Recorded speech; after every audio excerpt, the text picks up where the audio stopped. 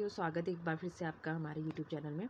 तो दोस्तों, जैसे कि आप सभी को पता है कि ये जो हमारी सीरीज़ है ये हिंदी साहित्य की चल रही है और इसमें हम लगभग जो है 1000 क्वेश्चन को डिस्कस करने वाले हैं। अभी जो हमारी जो सीरीज़ हुई है उसमें हमने 180 क्वेश्चन जो है कंप्लीट कर दिए हैं। आज हमारे पास जो टॉपिक रहने वाला है वो है आधुनिक काल की पूर्व पीठिका। ठीक है, इससे रिलेटेड जो है 5-7 क्वेश्चन हम करेंगे। उसके बाद हम जो है आधुनिक कविता पर आ जाएंगे और आधुनिक कविता से रिलेटेड कम से कम जो है 20-25 क्वेश्चन जो है हम आज की इस क्लास में कवर करेंगे। तो चलो दोस्तों, स्टार्ट करते हैं। पहला जो क्वेश्चन रहेगा आपके पास वो रहेगा आधुनिक काल की पूर्व पीठिका से संबंधित। पहला क्वेश्चन है, हिंदी साहित्य में आधुनिक हिंदी साहित्य के सूत्रधार कौन है? ऑप्शन है बालकृष्ण भट्ट, महावीर प्रसाद द्विवेदी, भारतेंदु हरिश्चंद्र या फिर प्रताप नारायण मिश्र। तो इसका जो राइट आंसर है दोस्तों option number C, Bharatendu Harishchandra. अगला क्वेश्चन है, आधुनिक काल के प्रारंभिक काल को कौन सा काल कहा गया है? ऑप्शन है नवलेखन काल, जागरण काल, जागरण सुधार काल या फिर पुनर्जागरण काल। तो 181 का जो राइट आंसर है ऑप्शन नंबर डी, पुनः जागरण काल। अगला क्वेश्चन है क्वेश्चन नंबर 182, रामचंद्र शुक्ल ने आधुनिक काल को किन 2 खंडों में बांटा है?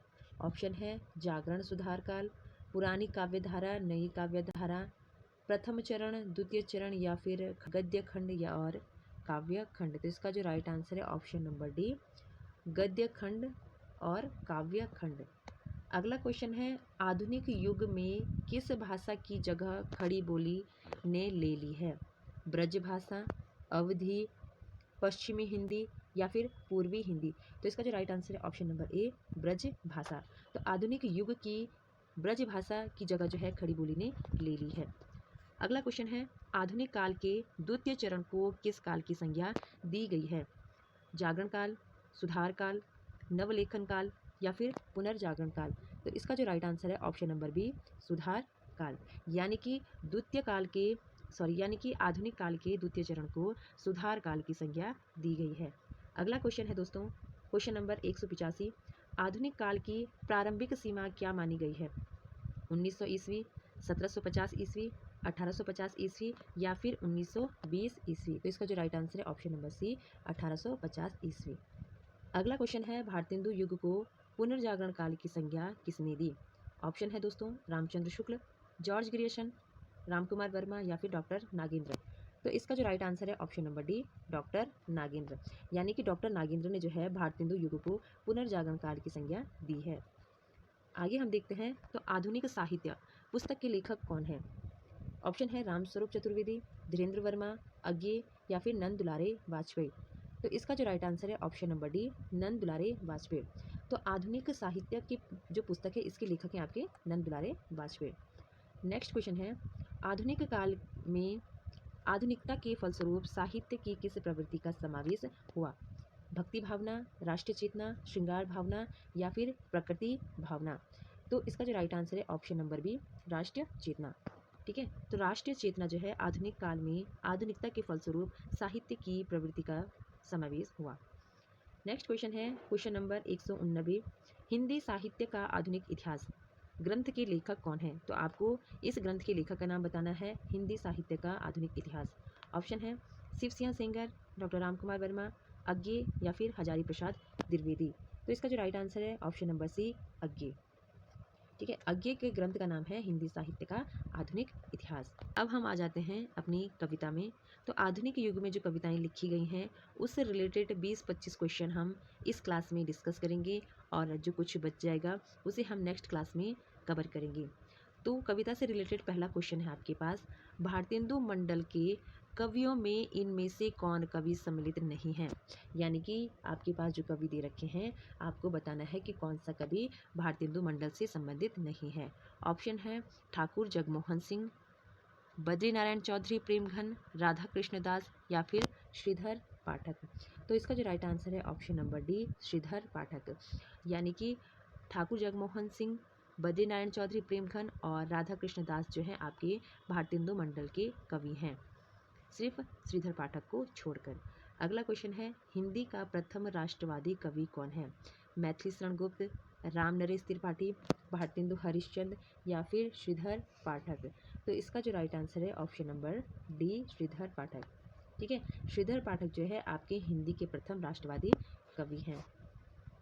अगला क्वेश्चन है आपके पास, किस कवि को आधुनिक हिंदी साहित्य का बापू कहा जाता है? काफ़ी इंपॉर्टेंट क्वेश्चन है दोस्तों, एग्जाम में देखा जाता है। तो ऑप्शन है आपके पास भवानी प्रसाद मिश्र, सियाराम शरण गुप्त, काका कालेलकर या फिर मैथिली शरण गुप्त। तो इसका जो राइट आंसर है option number B, Siyaram Sharan Gupt, यानी कि सियाराम शरण गुप्त को जो है आधुनिक हिंदी साहित्य का बापू कहा जाता है। अगला क्वेश्चन है, पावस पचासा तथा सुकवि सतसई के रचयिता कौन है? अंबिका दत्त व्यास, भारतेंदु हरिश्चंद्र, राधा कृष्णदास या फिर ठाकुर जगमोहन सिंह। तो इसका जो राइट आंसर है option number A, Ambika Datt Vyas. अगला क्वेश्चन है, इनमें से कौन सा कवि दो युगों के संधि स्थल पर अवस्थित है? मैथिली शरण गुप्त, गया प्रसाद शुक्ल स्नेही, अयोध्या सिंह उपाध्याय हरिओद या फिर भारतेंदु हरिश्चंद्र। तो इसका जो राइट आंसर है option number D, Bharatendu Harishchandra. अगला क्वेश्चन है, मौर्य विजय का रचयिता कौन है? जयशंकर प्रसाद, बालकृष्ण सरवन नवीन, सियाराम शरण गुप्त, राम नरेश त्रिपाठी। तो इसका जो राइट आंसर है ऑप्शन नंबर सी, सियाराम शरण गुप्त। अगला क्वेश्चन है, किस कवित्री को हिंदी की विशाल मंदिर की वीणा पाणी कहा जाता है?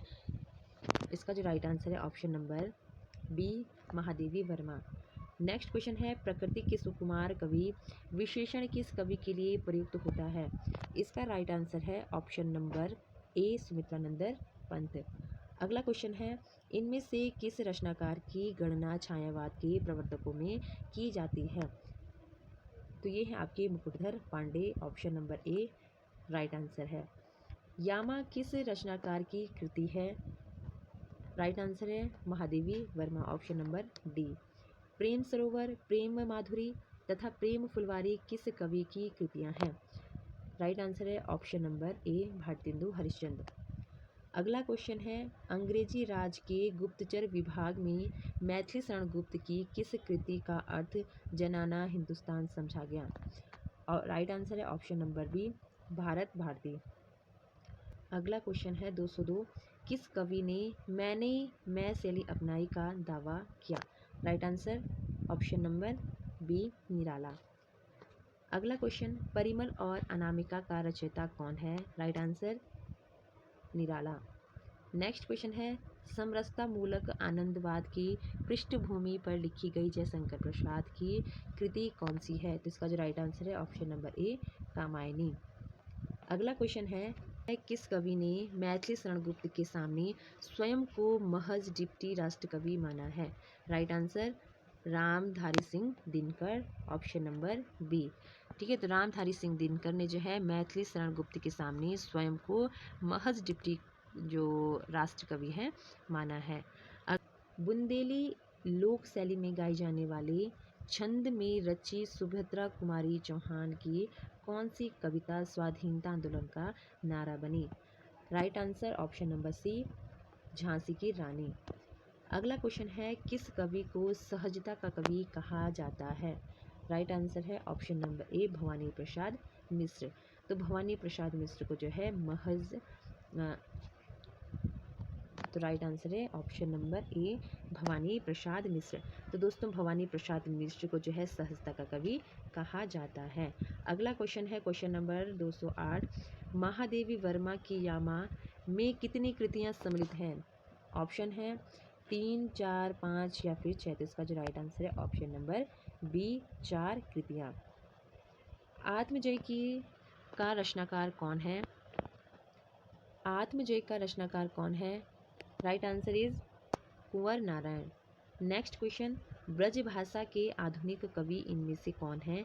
मैथिली शरण गुप्त, जगन्नाथ दास रत्नाकर, बालकृष्ण वर्मा नवीन या फिर सुमित्रा नंदन पंत। इसका राइट आंसर है ऑप्शन नंबर बी, जगन्नाथ दास रत्नाकर।